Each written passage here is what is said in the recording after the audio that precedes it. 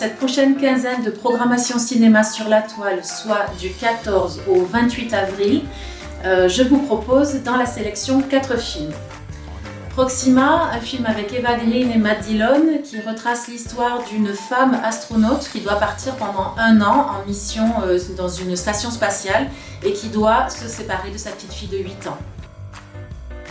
Fatima de Philippe Faucon, un film qui met en scène une maman maghrébine, maman de 2 enfants, dont une fille qui a 18 ans et qui commence à étudier la médecine. Et cette maman a beaucoup de mal à communiquer avec ses filles parce qu'elle a du mal à s'exprimer avec elles en français.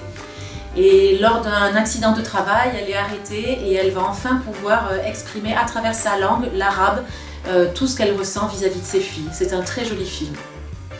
Va, vit et devient de Radu Mialeanu. C'est un film qui retrace l'histoire d'une maman. Alors c'est pendant ce qu'on a appelé l'opération Moïse, l'opération de sauvetage de juifs éthiopiens en 1984.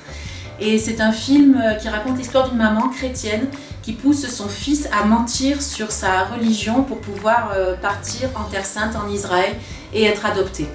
Et c'est toute l'histoire de cet enfant, la séparation avec sa mère et toute son appropriation d'une nouvelle identité avec la peur du mensonge qui a généré cela.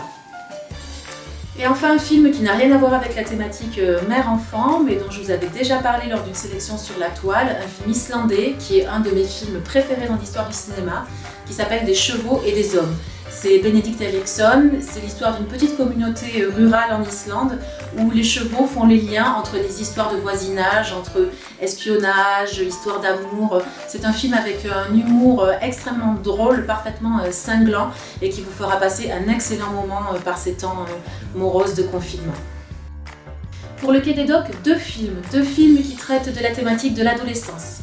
Tout d'abord, Un jour ça ira, l'histoire de 2 adolescents à la rue qui se retrouvent hébergés dans un centre d'hébergement d'urgence qui s'appelle l'Archipel et où ils vont apprendre contre vents et marées à s'en sortir essentiellement grâce à leur prouesse de chant, de slam et d'écriture.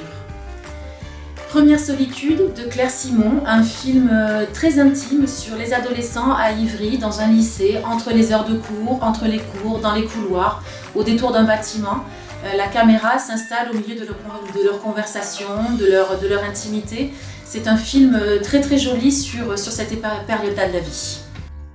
Cinémino, ce sont 2 films. Tout d'abord, le film d'animation Ernest et Célestine qui a bercé des générations d'enfants, l'histoire de ce gros ours solitaire et de cette petite souris orpheline qui vivent des aventures ensemble. Un film qu'on peut regarder facilement dès 3 ans. Et un documentaire, Microcosmos, le peuple de l'herbe. Alors à l'époque où on cherche toujours à regarder plus loin, ce film s'intéresse à ce qui se passe dans chaque centimètre carré de terre, toute la vie, la faune qui existe là et qui va faire découvrir aux enfants tous les petits insectes, les petites bêtes et leur manière de vivre et de s'organiser. C'est un très joli film qu'on peut parfaitement regarder en famille. Pour cette quinzaine, les trésors du cinéma et Il était une fois se mêlent puisqu'on fait un Il était une fois Fellini. 4 films qui retracent une partie de sa carrière.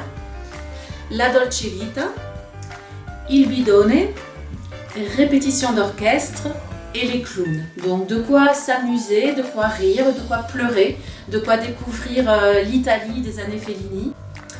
On se retrouve dans 15 jours pour une nouvelle sélection de films sur la toile et en attendant, je vous souhaite de profiter de ces jours de confinement pour regarder de merveilleux films. Bonne séance!